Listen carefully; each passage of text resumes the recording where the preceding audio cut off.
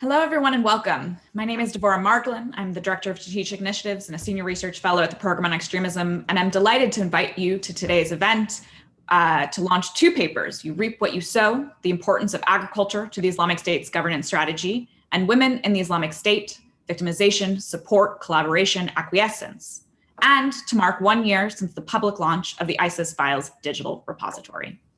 For those of you who do not know the ISIS Files, they're a collection of over 15,000 pages of internal Islamic State documents collected by New York Times journalist Rukmini Callimachi and her Iraqi colleagues while embedded with the Iraqi military between 2016 and 2017. In 2018, the New York Times partnered with the George Washington University to preserve, digitize, translate, and provide analysis on the ISIS Files documents and publish them into an open, searchable website. Immediately after digitization, the original files were hand-delivered by the New York Times to the Iraqi embassy in Washington, D.C., and GW does not hold any original documents. At GW, this work has very much been a collaborative project between my research center, the Program on Extremism, and the GW Libraries and Academic Innovation. By the end of this month, 1 year since the project was publicly launched in June of 2020, we'll have published 14 research papers analyzing and contextualizing the files, uploaded documents related to ideology, real estate, dawah, education, and services provided by the Islamic State. And in the coming months, we'll continue to upload more files related to Hizbah, police, military, agriculture, zakat, and women. At today's event, we'll be discussing the analysis of two such collections, agriculture and women. Following opening remarks by New York Times journalist Rukmini Callimachi, a panel discussion chaired by POE Senior Research Fellow Haroro Ingram will take place, and will be followed by a moderated discussion. A reminder to our audience to use the Zoom Q&A function at the bottom of the screen at any time to submit questions. We'll conclude today's events with comments from our partners at the GW Libraries and Academic Innovation. And without further ado, I'll hand over the floor to New York Times journalist Rukmini Callimachi, who collected the documents found in the ISIS Files digital repository. Rukmini. Good morning, everyone, and thank you, Deborah. It's been almost 4 years since the fall of Mosul, and the ISIS files are now exactly as I had hoped and dreamed that they would be, which is in the hands of numerous scholars led by GW. As Deborah mentioned, there have been 14 papers that will have been published out of this repository. 22 scholars in total have worked on them. I began working and collecting the ISIS files in 2016. And the 15,000 pages of records that I brought back with the help of my Iraqi colleagues were the fruit of 5 different trips to Iraq and to Syria. It was the fruit of literally months on the ground, walking through, crawling through, and wandering through the wreckage that was left by the Islamic State. On every trip, I was accompanied by officers from the Iraqi military. It was these officers who accompanied me and helped me collect the documents and gave me permission to take them. Since then, there has been a hubbub online. There were accusations that I had stolen these documents from Iraq. That is not the case. I took every single record with the permission of the Iraqi military that was embedding me. But what was clear to me when I found the first set of records, and it's apropos that we are talking about agriculture today, because the very first large stash of records that I found were from the village of Omar Khan, from a building that had acted as the Ministry of Agriculture in that portion of Nineveh province. It was clear to me when I picked up these records for the first time that these are not records that should be just for me to see, for me as a New York Times journalist, or for me collectively as a representative of a major news organization in the States. And as soon as I came back from my first trip, I began having discussions with my editors about what we could do to share these documents. Initially, there was talk of possibly trying to host them on the New York Times website, but the New York Times and media organizations overall are not set up to act as a repository of records, especially when, like the ISIS files, they sometimes can contain sensitive information. Soon after the publication of our article, we began having discussions with a number of different academics, and it was very clear from the beginning that George Washington University was going to be the ideal partner, not just because of the expertise that you bring, not just because of the seriousness and the commitment to treating these documents right, but also I would say because of a shared passion for trying to understand this terrorist group and trying to share that understanding with the larger world. I am so proud of what you have been able to accomplish. 14 papers by 22 different scholars. And I want to end by encouraging other journalists who are often the first to come across these records, or I should say the first actors that are able to bring them back in a form that can be shared with the world, to please try to share them as well, to please try to find a vehicle beyond just your own news organization to share them with the world, because I think that these documents, in a sense, are precious. This is one of the most, in my opinion, accurate and insightful ways to be able to report on this terrorist group.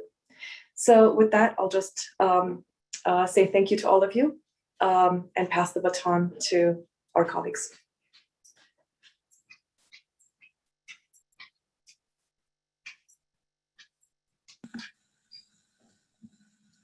Great. Well, thank you very much. And we'll now begin the, I guess, the main focus for today, which is to launch the last two reports for the ISIS Files project. As Devorah said in her opening remarks, the first paper for today, and really, of course, we highly recommend that you all have a look at both of these papers. The first is You Reap What You Sow, the importance of agriculture to the Islamic State's governance strategy. And the authors for this paper were Mark Maffett, Matilda Asif, Devorah Margolin, Tati Fontana, and Hans Christensen.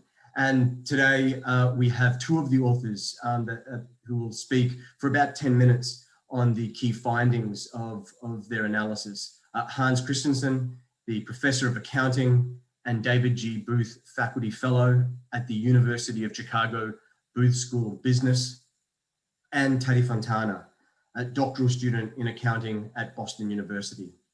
The second paper, authored by Devorah Margolin and Charlie Winter, is Women in the Islamic State, Victimization, Support, Collaboration, and Acquiescence. And of course, our Director of Strategic Initiatives, Devorah Margolin, will be presenting the findings of that report. Just to give you an idea of the format, I guess, for today, each paper will have about 10 minutes of opening remarks before we move to a moderated kind of Q&A panel. To our listeners, please don't hesitate to write down your questions and remarks, and I'm going to do my best to incorporate them from the very beginning. So perhaps we could open now to the agriculture team. Thank you very much for that.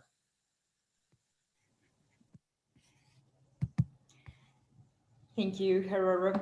So it's with great pleasure that I can introduce this report that has been possible because of all the collaboration and effort of so many people, as we have already seen. Since the paper has already been introduced as well as its authors, I'm going to jump straight into what we'll be talking about today. So the structure of our report was based in two parts. First was part one, where we had a background analysis of primary sources, which were not part of the collection of files recovered by the New York Times. This gives us a little bit of insights into what we were dealing with when actually focusing on the files of interest. That is what comes down to part two. That is when we got in depth into the governance and agricultural economy of ISIS as given by the primary sources collected. So this presentation will focus in this second part, which is what we can get from these primary sources we were in touch with. So when it comes to the Islamic State's governance, the role of land and people in the Islamic State, the first thing we need to understand is internal controls. By this, we mean both record keeping of all the bureaucracy and administrative tasks and proceedings, as well as monitoring of everything that was happening within the territory. So the reason why we care about this is mainly for two reasons. First of all, because it speaks of the sophistication of the Islamic State, how much they cared and how much hard they work to actually understand and keep record of everything that was happening within the caliphate. Yet at the same time, when we're dealing with a terrorist organization, of course, we cannot actually interview the actors and really understand the intentions or judge intentions behind what they were doing. So the fact that they had so tight internal controls is that what allows us to have a very comprehensive data set to actually understand how they were shaping behavior and to try to hint what could have been the reasons behind their actions. So in terms of internal controls, what we're dealing with mostly is a very tight bureaucracy. There was very detailed information on all the properties in this particular case in the northern Iraq, Ninbet province. And we had all sorts of details that came from surveys of the actual limits of the property, as well as handwritten maps, together with the characteristics of the land and the potential for agriculture, prices, conditions for agreements, etc. We'll go over this in detail in a couple of minutes. We also have a lot of details on the expropriation mechanisms, or at least who was the target of expropriation, as well as land awarding. This also changed over time, as we will see lately. And we also see a lot of details containing in the files that allow us to know the role of monitoring and dispute resolution. Monitoring came down to two particular mechanisms. One was the fact of understanding who was farming illegally, that is, farm previously owned from people who were target of expropriation and in theory would belong to the Islamic State, but this farm was being farmed without proper permission or a written agreement with the Islamic State. So this was being monitored for late payment of due rental fees, as well as court summons, mostly when it came to dispute resolution between, for example, in the case of cattle destroying crops from a farmer, or this sort of situations. So who got their land expropriated?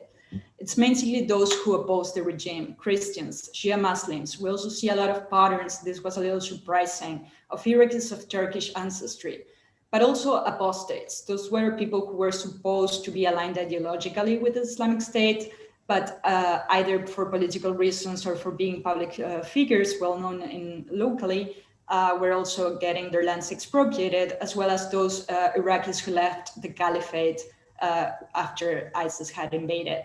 We also see the case of women. We only see women awarded land in the case of widows. So when a man was awarded a land and then would pass either his or his wife or wives, in the case of multiple wives, were the only exception on which women could actually access land. So we have the caliphate went over the scope of two agricultural seasons, and these two were very different from each other in the way that land was awarded. So for the first agricultural season, that it goes between 2014 to 2016, this is only something we can guess. We think they were seeking popularity. They were trying to look nice in the eyes of the local population, so everyone could access land. There was no provisions requested from farmers. There were no guarantees, anything except the promise of a future profit share. So this was very, very clearly arranged in all contracts, in all partnership agreements that are the kind of contracts within this first season. The farmer would get 65% of the share, what ISIS would get the remaining 35%. So the criteria for allocation seems to have been first come, first served. Everyone could access land for as long as they could work in it. And the two things that will also vary compared to the following season is that ISIS provided season pesticides. In the following season, that will be the role of the farmer himself to actually access and provide for the seeds and pesticides. And also that every farming activity had to be performed in the presence of an ISIS representative. That is, one farmer for every hour he was working, there had to be an ISIS representative right next to him monitoring all the activity. What we can guess is coming behind this is the fact that the farmer was actually capable of working all the lands he was requested. If that was not the case, that remaining land would be awarded to someone else, as well as making sure that the 35% profit share that went to ISIS was actually going to, for ISIS. For the second season, things changed radically. And again, this is guessing, but what we're seeing behind what the data is speaking to us is that cash became king. So it's a little bit of a change from going to a more communist, open to the society and trying to seek popularity regime to a more capitalism or market-oriented mechanism where we see rental agreements that were prepaid for an annual basis. So in this case, we see very fixed prices that only depended on the size of the land, as well as whether it was irrigated. Irrigation allowed for summer crops farming, that means vegetables, whereas non-irrigated lands, that was the vast majority of the land, allowed for winter crops farming, which means wheat and barley. The only exceptions for prepayment were in the case where collateral was provided. We see this mostly in terms of car and trucks warranties. So they would warranty that by the end of the season, they could get access to these fees. So in this case, there's no monitoring, no profit share, and farmers could only access land if they could afford it in advance. So to finalize a little bit of what this means in terms of the role of agriculture as a means of funding for the Islamic State and for this particular region, again, what we see is that the change in pattern or the change in rental conditions and agreements led to a single date when the two agricultural assistants were charged for at the same time. So between June and September 2015, ISIS got 35% of the profit share from the previous harvesting. Yet at the same time, it was the same time when they got the prepaid rental fees for the following season. So we see what we've been seeing throughout this trade-off between seeking popularity and, in the end, financial pragmatism. I will now hand over to Hans, who will speak us through the agricultural economy. Excellent. Can you hear me? Good. Excellent. Thank you, Tati. Okay, so the second section of where we look at the ISIS file, we focus on what can we learn from them about how the economic system work, or how the agricultural department used how they were dealing with the economy. So I'll make it, it's going to be really short because otherwise I can see we a little bit, we only have a few minutes left. So the first thing we have is a lot of quite a few documents, some data on auctions. So it appears that they used auctions as the primary way to sell and also buy crops. So very large quantities, a fairly large number of individual traders took part, and prices fluctuated a lot from week to week, right? So this sort of suggests to us that they were predominantly, or they were using the market mechanism as opposed to sort of centrally directing the economy, right? So that they're predominantly using market-based system as opposed to sort of more centrally governed system. So I'm going to qualify that now, if you can go to the next slide, because although they seem to have preferred the market mechanism, there were different policies that we find evidence of that where they tried to intervene in the market. So one is the trade policy, right? So it's very clear from many of the documents, it's also been shown by our primary sources, but there were quite a lot of trade going on within the caliphate and even outside of the caliphate. What we do find evidence of is these export restrictions, both certainly outside of the caliphate, but also within the caliphate, so to other regions under ISIS control. So we see that both in terms of all the requests for permits to export and sometimes the denial of it, and the agricultural department directly going in and trying to restrict all exports from Mosul area. So that, of course, we other sources have found as well. So consistent with it being somewhat of a closed economy, we see that prices don't really move in the same way as they do in other parts of the caliphate or outside of the caliphate. Okay, Ted, you can go to the next slide. So that's one piece of evidence where they went in and sort of tried to direct the economy. In other places is direct price controls. And here we find mixed evidence. Right? So in one document, an employee is sort of arguing against the appropriateness of price control, arguing that God alone fixes prices, but at the same time acknowledging that other parts of the agriculture department had fixed prices at a certain point in time. So we think this sort of suggests that sometimes maybe an ideological view that it's not appropriate to fix prices were sort of, they were struggling with that relative to having to have some legitimacy with the population. And now, as one of our reviewer pointed out, that's also consistent. This disagreement, like on a direct price control is appropriate or not, are consistent with what in Sharia law, that there also is a debate among scholars on whether it's appropriate or not under Sharia law. Yazidi, can you go to the next, please? Okay, so the last thing I just want to highlight is this is a very big, interesting document. It's based on a complaint from the ombudsman of the agricultural department, where basically criticizing that as prices were rising from the end of 2015 to up to June 2016, why did they not do more to keep prices down of certain crops? So then the department starts an investigation. They find out that traders behave in a monopolistic way, and then they respond in a number of ways, and I'll just highlight three. One is they go out and meet these traders, some of the senior members, and basically give them what they call an Islamic lecture on monopolies. And then second, they restrict their access to some grinding facilities and so on, try to punish them in some way there for 2 weeks.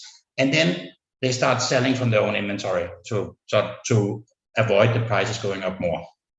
Okay, so last slide, Tali. So basically, just to very briefly summarize, market-based approach seems to have been the preferred option on the economy. They intervened, it looks like from the documents, only when they saw the market not really functioning. And then they intervened in a somewhat ad hoc way, right? So with something that's not completely organized and where they don't always seem to agree on what is the appropriate way. They definitely seem to have monitored the prices closely and the food supply. We sort of suggest that they may have cared what people think, at least to some extent. And then that's also consistent maybe with this ombudsman existing, right, that people could complain to. Okay, thank you very much. I think we went a little bit over time. So let's pass it over to. No, that was perfect. Thanks very much, Hans and Tali. That was fantastic.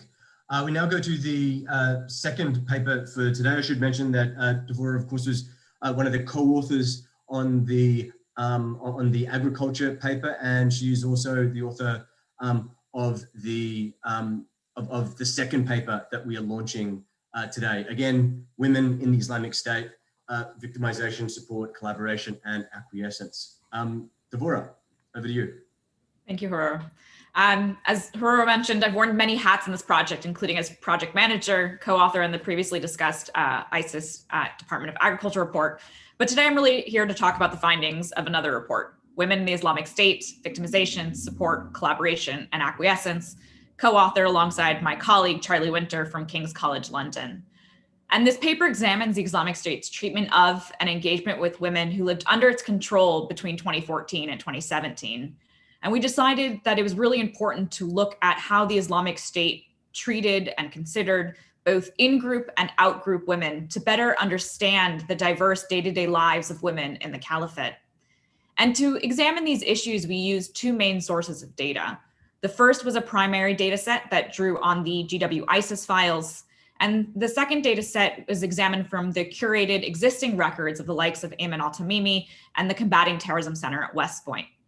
And what we did is we used an inductive approach to identify relevant documents. And we did this because we wanted to make sure that, we didn't just look at documents where women were the primary focus, but understood how Islamic State's governance affected all aspects of women's lives. And in total, we used over 200 ISIS files documents, along with 150 documents from al-Tamimi's and West Point's collections.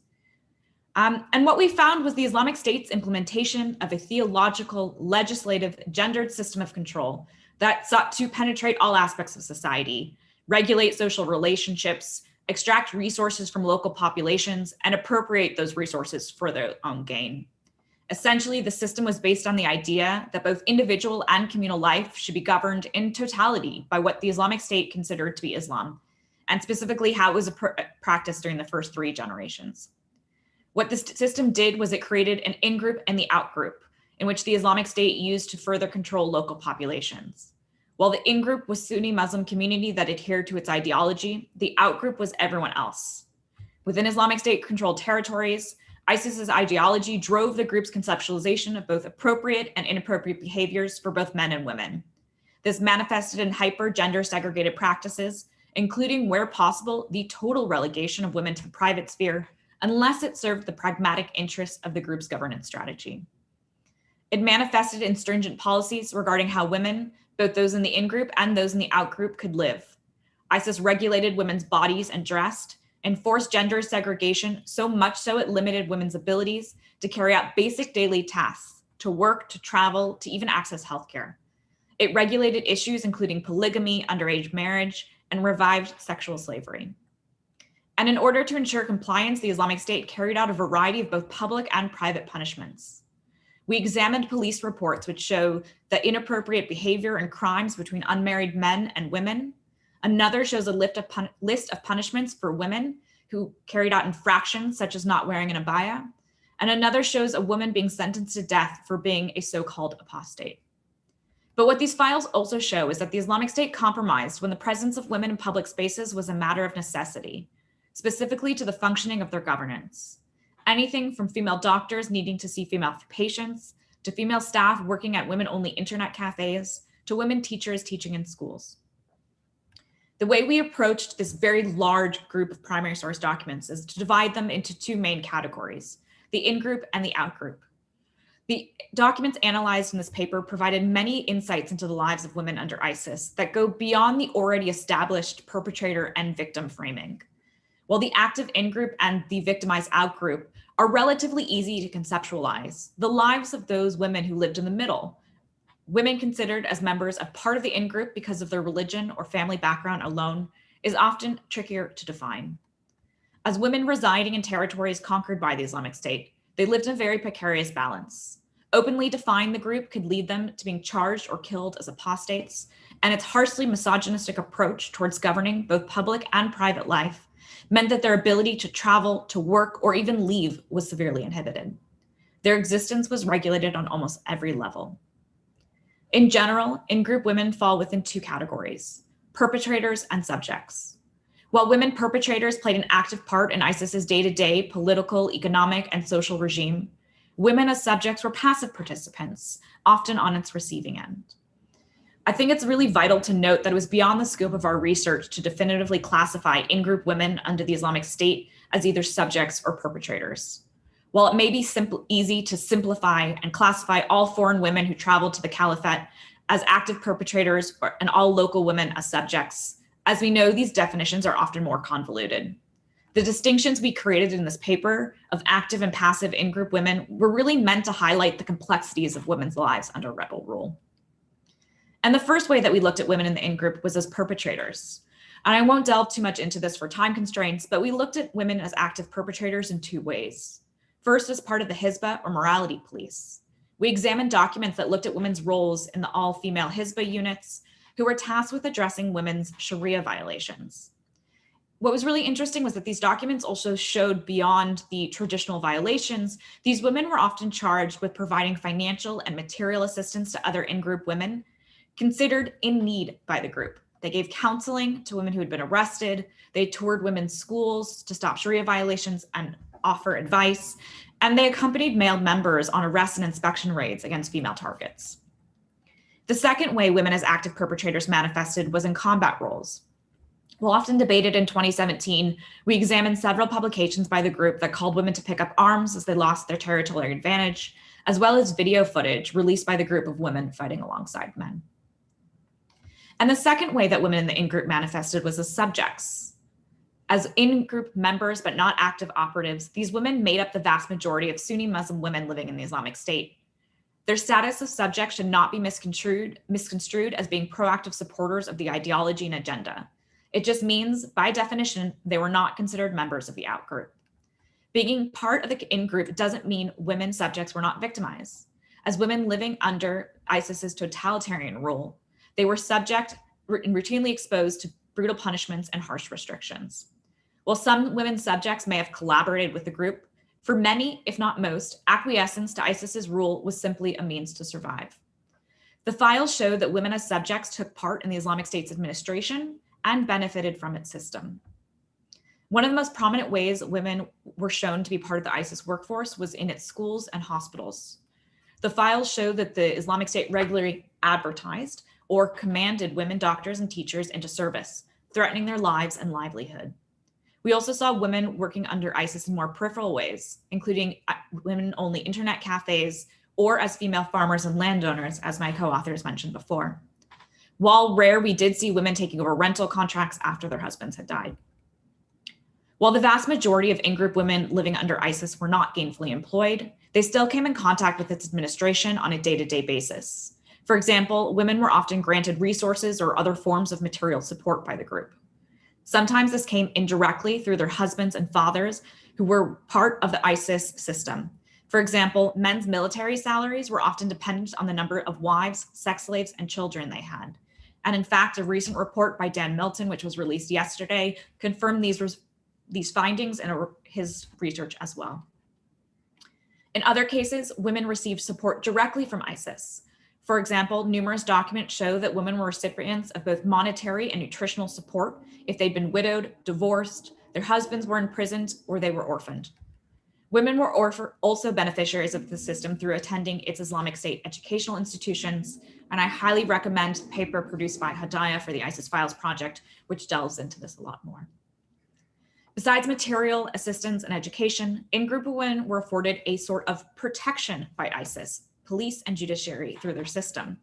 We examined files in which women raised agricultural disputes, made financial claims, asked for help in cases of domestic abuse.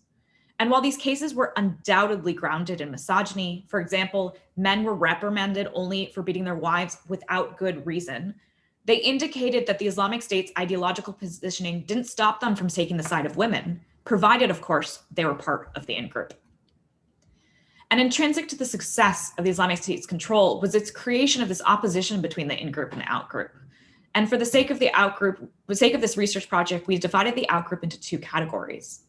The first were Shia Muslims, Christians, and apostates who remained in ISIS-held territory, who were subject to a variety of punitive measures that were justified by the group on ideological grounds.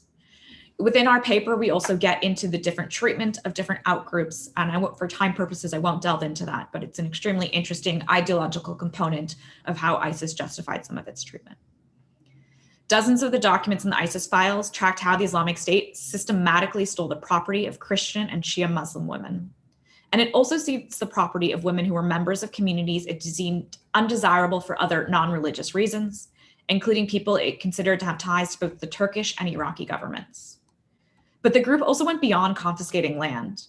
In one file from 2016, we found a judgment in Raqqa that certified the execution of a woman for being an apostate and for practicing heresy.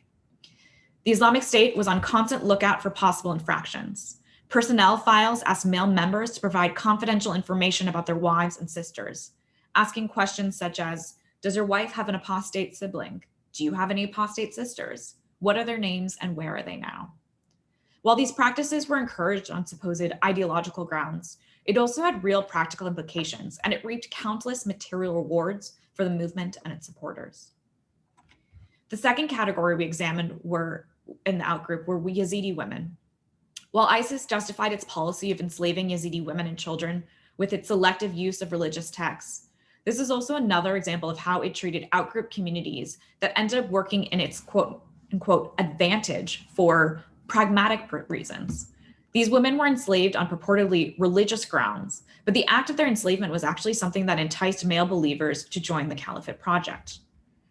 On this ideologically grounded basis, the Islamic State worked to codify outgroup slavery into everyday life, seeking to normalize it as much as possible.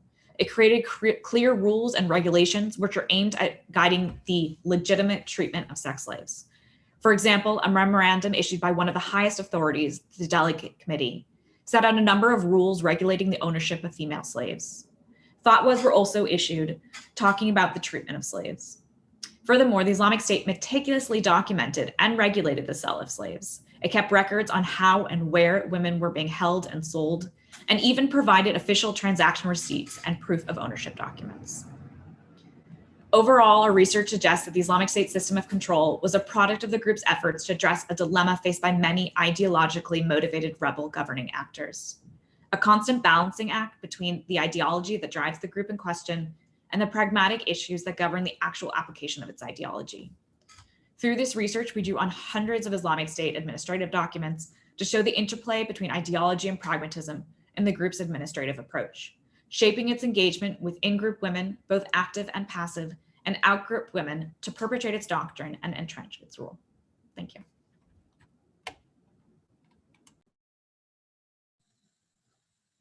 Great, thank you, Devora. So we're now going to go to the panel discussion, and again, please feel free to use the chat function to send through your questions.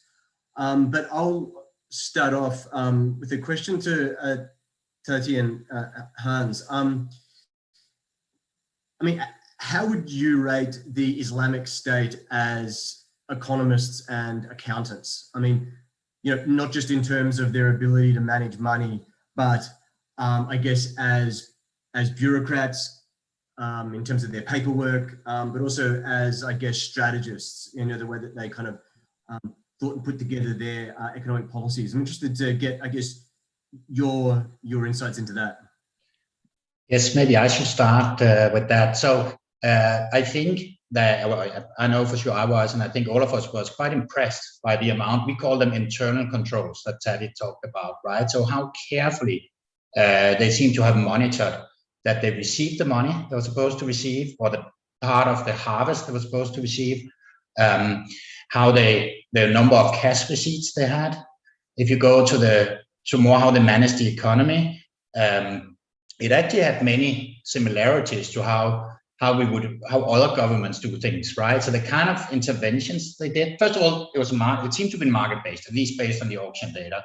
But then these type of interventions, even going after what we would call antitrust, so people creating a monopoly, right? And like how relatively sophisticated they were, that share many similarities to how other governments do, right? The one thing, it looks a little bit ad hoc, basically, how they did it. So when you look at the debates internally, it's not, I don't think they had necessarily a procedure written down, but that would be my take on it. So there are actually many more similarities that I noticed than I had expected going into it, to this project, to what a government would do. Do you want to add something, Tati? Very much in line with what you just said, Hans. I think at some point we turned from the idea that we were dealing with a terrorist organization and something completely new to us, to think we were actually dealing with a proper government who owned territory and had internal means of funding. So to your question, Herrero, I think when it comes to internal controls and bureaucracy and data collection, we were amazed, as Hans just mentioned, their sophistication. They really cared and they did it very detailed. I would say that even more than some very organized governments around us today. Yet the second question is how good they were on actually managing that economy. And I think in the end, what we see is that real economy, it's always the real economy. So they tried to play the game of either going towards more control or actually leading the markets, lead a little bit of the dynamics of the economy. And in the end, they struggled with what every government struggles, that is the real lives of people that have to eat and the real economy. And I think it's a very, you know, this trying to find that balance between the market forces and the interventions is interesting. But I just want to just very quickly take, I guess, half a step back here, and I'm curious to what extent were they so organized because of co-option of perhaps pre-existing structures and processes within Iraqi and Moslawi kind of government officers. I mean, I wonder to what extent they had kind of adopted what was there, and to what extent that actually brought in their own practices. Were there any insights into that with the documents, or? So this was something we struggled a lot with, right, as we went through it, because it's very, especially when it comes to the economy, it's very likely to just continue what was going on before, right? I mean, in the start, maybe Tati, you should say something. There's something there that suggests that the rental agreements and so on, that is probably something they came up with, but we had a hard time sort of saying what did they take over versus what have they created themselves. It's very likely, of course, that many of the procedures are just things they took over, right? But that was hard to say from the files itself. That's where we needed those other external primary files. And so we abstracted for them now. So many of the insights that we have are like things that other people have found as well, right? But now we just wanted to keep it short, focus on the ISIS files only and not draw so much on them. But that was something we, at least, I mean, maybe Dev would know even more about that, right? Because we are, as you know, that was the interesting thing about this research team. Like a little over half of us are accountants, right? And then we have some that are more experts in terrorism and extremist groups. Yeah, I think that was, Hans really touches on it. We were a very interesting team. So myself and Matilda obviously come from the more Islamic State governance background, and Hans, Tati, and Mark brought their economics and accounting expertise. And it was very interesting where sometimes we would say, oh, this is a very interesting strategy we've seen in other examples of rebel governance. And Hans and Tati and Mark would bring in some different perspectives or theories that we just hadn't heard before. And one thing that we did do as we delved deep into, Iraqi agrarian laws that were going on before. And we talk about that a bit in the paper. And ISIS's actual, I wouldn't necessarily say acceptance, but continuation of certain agrarian laws. So there's a lot of reform that happened that took away land from wealthy landowners and redistributed it to kind of more working class populations. And that's how many women or certain groups, minority groups, inherited those lands. And so we saw references to that in these rental contracts. And I thought that was extremely interesting. So especially when it was like women who had land, they had inherited the land from their husbands who had died based on these agrarian laws. And then ISIS kind of accepted these laws and allowed these women to continue to, farm this land because it also brought in them income. And I think that's the key is, to tie in both of my research papers is that a lot of the decisions they made were for practical reasons. Yeah, I think that's probably I think this is really the connective kind of crossover point between the two projects that you'd work on. I mean, I guess I'm going to ask the same question to you, Dev, is just, the extent to which the Islamic State in their, and this is not the right word to use, but their gender policies, were adopting practices or processes, or rather legal decisions that had already been made and had kind of extended them either as a way of maintaining stability or maintaining relationships with tribes, or to what extent were they drawing on what was already, or respecting what was already there, and to what extent were they coming in and most certainly imposing themselves?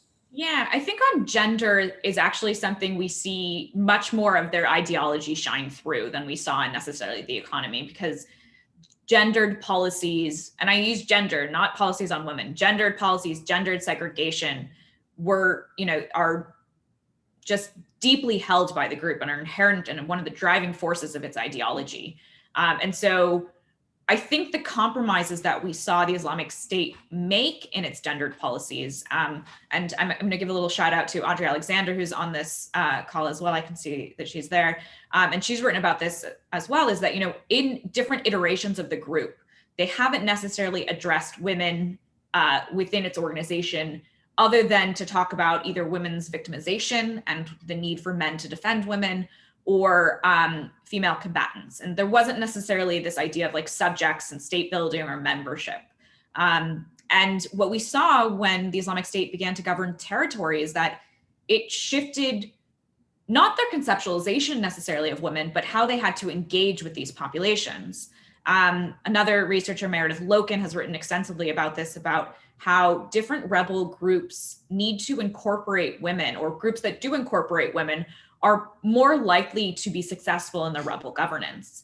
And so there's that deeply rooted understanding that, women don't just make up about half the population, but that the successful incorporation of women in some sort of way, some level of acceptance into the organization and of their policies will help the group be more successful. So I'll say that the gender segregation policies were extremely, just debilitating for many individuals. It definitely relegated women to the private sphere. But when it helped its governance strategy, when it helped to even implement its gendered segregation, so this idea that women should see women doctors, you also then had to create a whole subsystem that allowed women into public life for certain reasons. I think that an obvious follow-up to what you've just said is to perhaps, if we could delve into the ideological justifications that you didn't get a chance to talk about. Because as you've said, it was, I guess, particularly important with its approach to gender, its gendered policies as you've described it. Could you, I guess, highlight some of the key findings in terms of the ideological justification and how that actually then kind of manifested in practice? Yeah, absolutely. Make sure I'm not on mute, sorry. So within its conceptualization of the outgroup, there was really three main categories of the outgroup for the Islamic State. The first were original disbelievers who were entitled to what was called the Dimini Pact. This applied to Jews and Christians.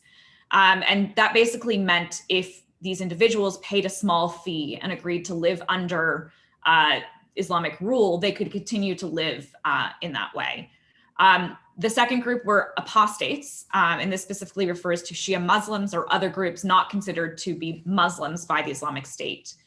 And they were not allowed to pay a tax. They actually either had to convert to Sunni Islam according to the Islamic State or be killed. So they did have a chance for repentance, and I'll use that in a very loose term. And the third category was original disbelievers who were not entitled to a Dimini Pact. And this really refers to Yazidi populations who basically could be enslaved. And the Islamic State dehumanized these individuals in a way that considered them just war spoils. So while property that was collected might be considered war spoils, it was this group that the Islamic State considered to be war spoils as well, and just dehumanized them in such a way that they justified their slavery of these individuals. And they didn't just justify their slavery of these individuals, they went so far as to say, if you don't also support and practice slavery, you're not a true Muslim, and therefore you're an apostate and you're part of the second, this other category as well. And that the group used these classifications to control, take money, land, and lives. And they used religious justification. So it's really important to remember that the way they interpreted these rules, they believed they were entitled to act in a certain way because of it. And that is also what we see in the land appropriations that we saw in agriculture, in real estate. The paper created by Ayman al-Tamimi as well talked about this as well, is that it allowed them to appropriate resources for their own gain. Yeah, I just got a question through actually from our audience here. Tati, a question about, I guess, the Islamic State's ability to learn. Something that's always fascinated me about this organization as I've looked at it throughout its history is a surprising internal culture, strategic and intellectual culture, to try to learn from their experiences and to improve future performance. Did you see any indication of the Islamic State learning in its agriculture policy, like learning from its experience, learning from market forces, learning from others? I would say absolutely. That was one of the most interesting, if we can call it like that, findings. Not just how sophisticated they were, but also how fast they were at learning and adapting. So we see this through different hints. One of them is this shift from partnership agreements to rental agreements. We have very little, a very constrained time window because we only cover 2 agricultural seasons for the region where the files were recovered. But from the first season to the next, we are already seeing a change that seems to be very inclined in getting funding, in an immediate need for cash flow, an immediate need for actually accessing as much cash as they could in advance. That is a big change. It also comes to the actual templates they use for recording and keeping records of all the administrative proceedings. So that came from being handwritten and not as standardized in the first initial months of this process. And it moves to be very standardized and then to be pre-printed. So proper templates where they would just mark crosses on whether some, for example, in reason for expropriation, they would just mark a cross as opposed to actually describing in handwritten descriptions, all these features. So my personal, this is, we can only guess, right? So we don't really know intentions behind this, but my intuition is telling me that they really knew what they were doing, that probably the criteria changed over time, both because their needs changed. So at some point, having popularity and having the support of the people was very important. At some other point, they were losing territory, they were losing battles, so they actually needed funds to cover for the rest of it. Another thing that changes, they had, in the first season, they had a representative of ICES monitoring every single farmer every single time they were farming. This is all people and resources that was probably more efficient to allocate to something else. So this is another thing where we see a change either in criteria needs or also in learning from past experience and moving forward. So this is just my intuition, but my idea is that we are dealing with a very sophisticated organization that it's very flexible in adapting as either needs change or as they learn from what they've done before. Just to jump in on what Tati said as well, and to again give another shout out to Dan Milton's recent report, is that there was a lot more people on the ICES payroll than people realize. And part of that is obviously garnering support. If you're working for the system, you're more likely to support and not question the system. And so again, we're just seeing that the Islamic State's putting a lot of people on the payroll, utilizing a lot of people to monitor populations. And I think it's not something that should be underestimated.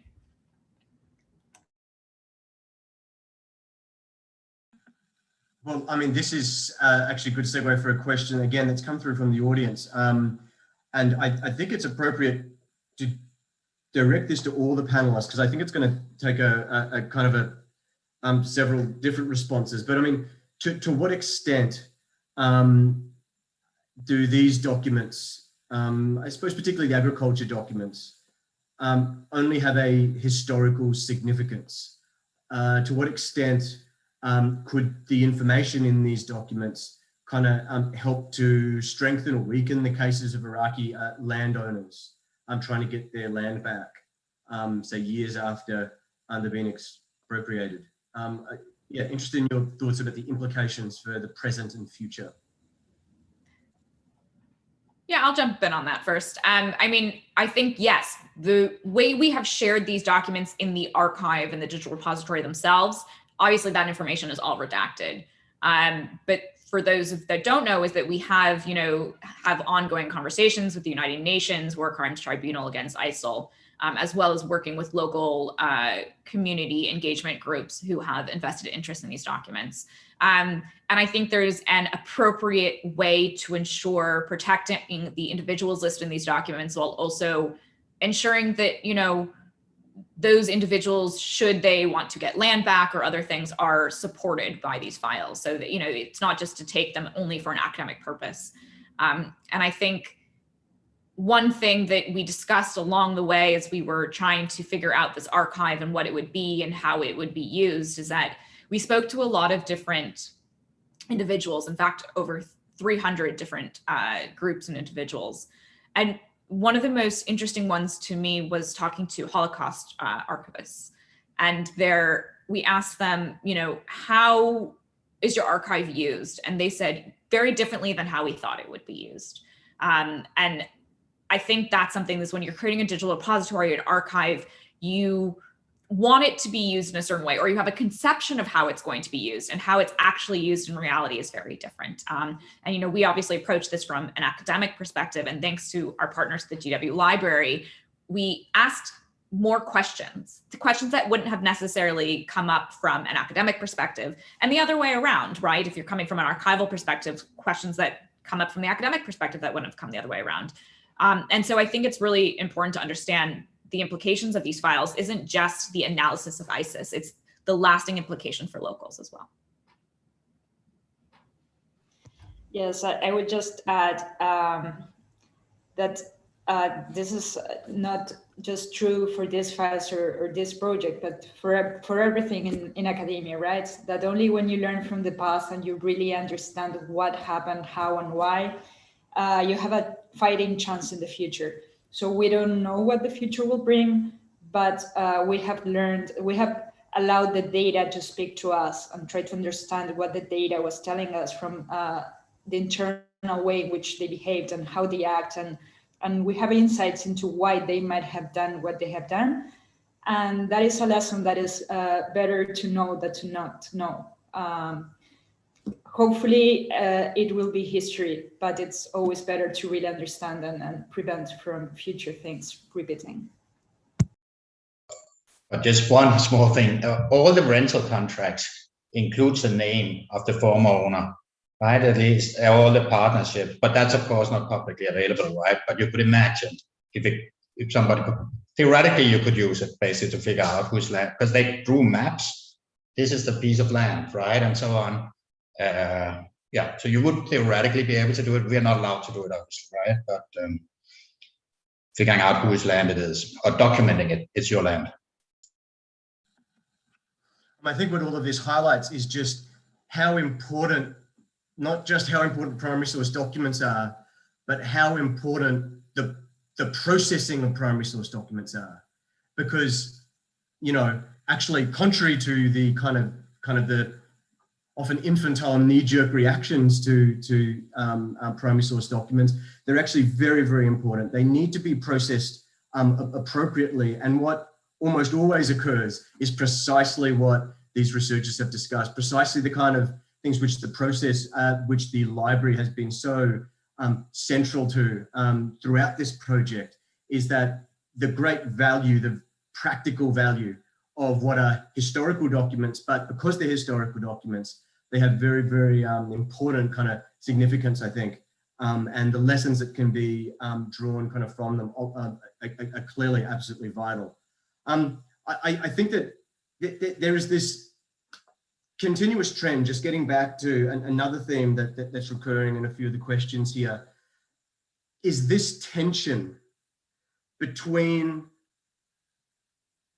the group that is ideologically compelled. It has these ideological compulsions, but at the same time, it has to make strategic, pragmatic decisions.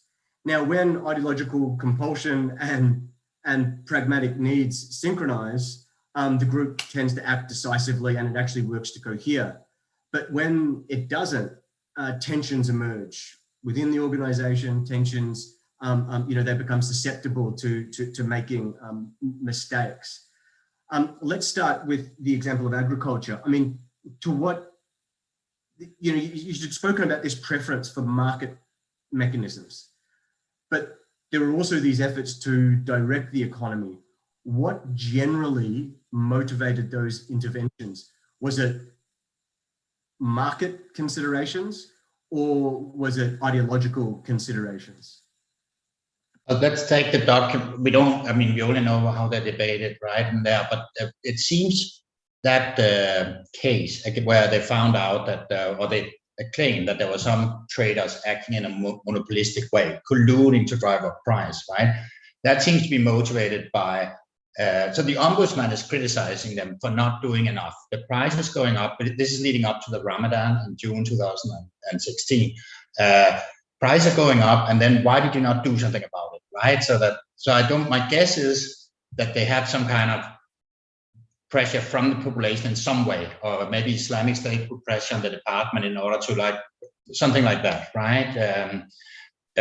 So that seems to be what's driving it, right? In this document, then they're being criticized, that part of the agricultural department, for not doing enough. And one question is, why didn't you put price control in? And then they try to argue, we don't think it's appropriate, from a Sharia law perspective. That's one of the arguments. Yes, I don't know if that answers the question. Or... No, absolutely. Yeah, absolutely. Dev, I think a similar question for you, really. I mean, to what extent did tensions emerge between what the group was ideologically compelled to do versus what it, I guess, strategically or pragmatically kind of needed to do? I mean, did tensions emerge, or was the ideological drive so strong that there was general acceptance of what the Islamic State's gender policy should do in practice? Yeah, I think it's a very interesting question. And in fact, my research outside of, this paper and this project touches on that as well. Have always been interested about, the clash between ideology and pragmatism. And for those who've gotten to listen to me talk about my PhD, I compared two very different governing violent Islamist groups who have very different ideologies and conceptualizations that drive them, and how they incorporate women into their organization or conceptualize women's roles in their organization. And I think what these documents show us is that they reiterate that the Islamic State's ideology truly believes that the rightful place of women is in the home as wives, mothers, educators in the next generation. And that's not to diminish women's roles. It's a vital, vital role. And it's actually also not so dissimilar from many organizations that believe in hyper gender segregation or the differences between men and women within their societies or cultures for religious or other reasons. But how they implement that is really interesting. But, again, similar to other groups, when you're faced with governance, when you're faced with these practical issues, if you're saying only women can interact with women and only men can interact with men, then how do you enforce other aspects of your ideology? If it's not just about, women in the home. So how do you, if, men are out fighting and women need to do the shopping or take children to the hospital or see doctors themselves, how do you move it out from no, women just stay into the home into the actual implications of that ideology? And so there was definitely certain compromises that take place, but not just in I'm speaking now about subjects, but a lot of this debate also kind of peaked in 2017 when we're talking about female combatants as well. The idealized place is women not in combat. In fact, women's, jihad is considered to be studying Islam to raise your children within the struggle. But when strategic necessity dictates, these organizations have always made exceptions to allow women to take part in greater roles, but under very specific religious justifications. It's for limited periods of time. It's only under defensive jihad, only when that is declared. Women doctors can only study in schools when it's to treat other women. It's never to move these women outside of these hyper gender segregated conceptualization. It's truly just under limited circumstances that fit into the ideology that governs these groups. Great, thank you. I think that perhaps the final question, I've got to make it a comparative one. Perhaps Tati, maybe you can answer this. I mean, from drawing on your experiences and your broader research of the team, I mean, how does the Islamic State compare to other governing actors? how do they compare to other case studies that you've looked at? I know that we've kind of touched upon kind of a few examples, but I'm just interested to hear more from a comparative sense.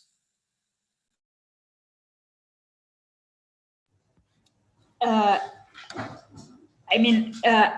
would say this is a very unique case in the sense that we are starting with an organization that is a terrorist organization, and then it's gaining territory and adapting and changing as it gains territory, inclined towards more the behavior of a state. So there is a little bit, I would say it's probably in my case easier to compare it to firms or industries than it is to compare it to governments themselves. And the things that I see is that as an organization becomes bigger, there's trade-offs, there's some benefits and also some adjustments that needs to be done. And more areas of conflict, more dimensions to deal with. And that is a little bit of the trade-off that I personally, this is a very, very personal, intuitive opinion, that I see with the Islamic State. I would compare it more with a company that is aggressively growing than I would to a state itself, because it's changing by nature. It's coming out from being a non-territory organization with very particular characteristics, very different from anything else we know, to sort of having a territory and actually declaring themselves a proper state and dealing with all the implications of this very unique case. I don't know whether, Hans, you'd like to add something? I mean, I think, at least when it came to the economy, I see many similarities, just more ad hoc than what I have seen countries do. I'm not so comfortable comparing them to other terrorist groups, because that's just not, Deborah would be better at that, I'm pretty sure. Yeah, so I see many similarities, probably because they took much of it over, as you suggested earlier as well, right, from the Iraqi government. That's probably one reason that it looks relatively similar, just more ad hoc in how they intervene in the economy. Excellent. Well, thank you to the panelists. And before we go to Hannah Summers for closing remarks, I just want to say again to kind of listeners today, please do have a look at the 2 papers that have been launched today: You Reap What You Sow and Women in the Islamic State. And again, I want to thank Hans, Tati, and Devorah for their excellent remarks and the response to the questions. And so now we are going to move to just an essential partner for the program has been the GW Library, and yes, and particularly Hannah Summers, who's been fantastic all the way through this, the Senior Associate Dean and Deputy University Librarian. And so again, certainly the work that has been done throughout this project, I know, and I can speak on Devorah's behalf as well, just how great that relationship has been throughout this. So yeah, thank you, and over to you, Hannah. Well, thank you, Gerardo, very much. It's a pleasure to be here, and thank you for having me. I think today is a really opportune moment to reflect on the past year since the first reports, scholarly analysis and documents came online. And I wanted to share a few things we've learned and some trends I think are interesting, and I hope you will too. Before we go any further, we should note again, as Devorah did earlier, that GW does not hold any original documents. All of those are with the government of Iraq. A year ago, when our website, the ISIS Files website, launched, one of the invited speakers who provided comment was Mr. Safa Yassin, a diplomat with the Iraqi embassy in Washington. And in his remarks, he welcomed GW's cooperation with the New York Times, and he urged two things. One was that there be a focus on unraveling the organizational structure and logistical side of the bureaucracy of ISIS. I think we've heard a lot of remarks to that effect this morning. His second point was that this project continued to prioritize ethics and in particular give specific care to safeguarding the identities of individuals mentioned in the documents. At GW, our work began with a wide-ranging review of the challenges inherent in this work, and we have continued to grapple with many issues, keeping those sorts of concerns in mind as our guiding principles.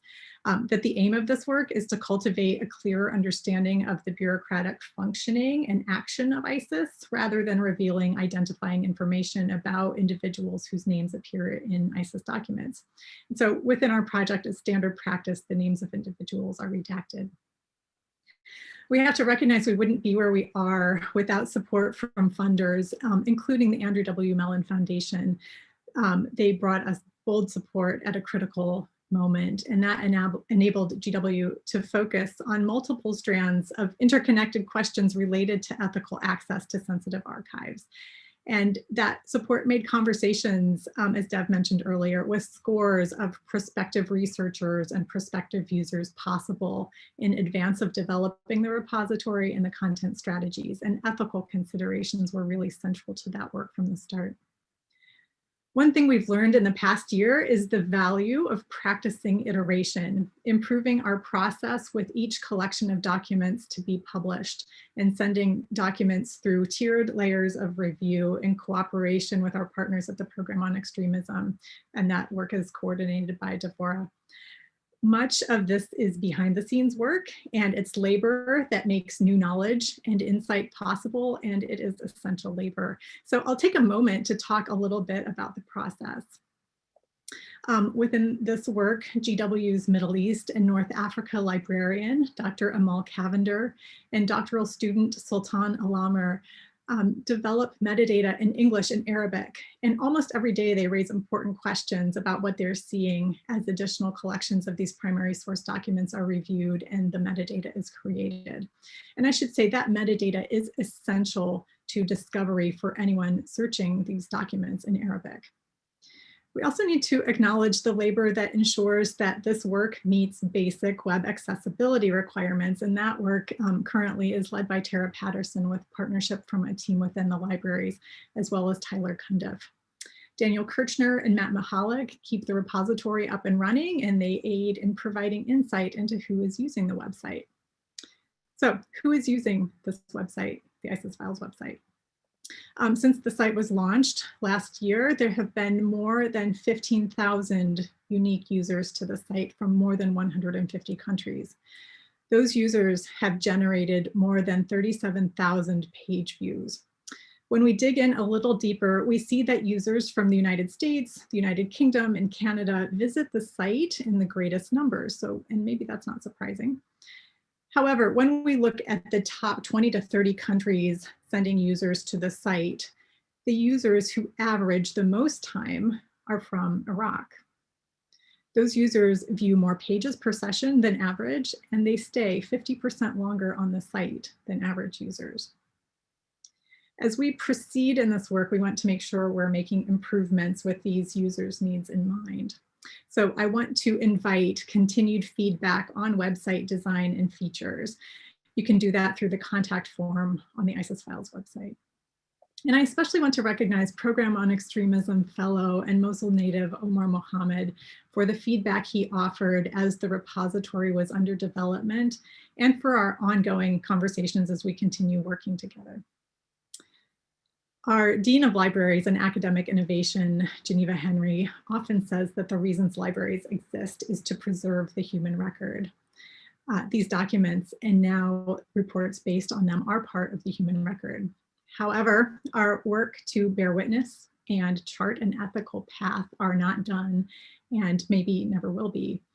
Together, the Program on Extremism and GW Libraries and Academic Innovation will continue to take time and care as we work steadily to review and tag and release some larger collections of these primary source documents in the coming weeks. So watch for those. Thank you for inviting me to share these reflections today. Thank you. Thank you very much, Hannah. And I'd just like to invite all of our speakers and panelists to come back and just say thank you to everyone for attending. It was a wonderful event. And we look forward to releasing more documents in the year to come. And again, just to reiterate what Hannah said, to invite more feedback and also look to see how these documents will be used in the future and the research that will come out of it and perhaps in ways that we hadn't yet intended. So thank you all for joining us today.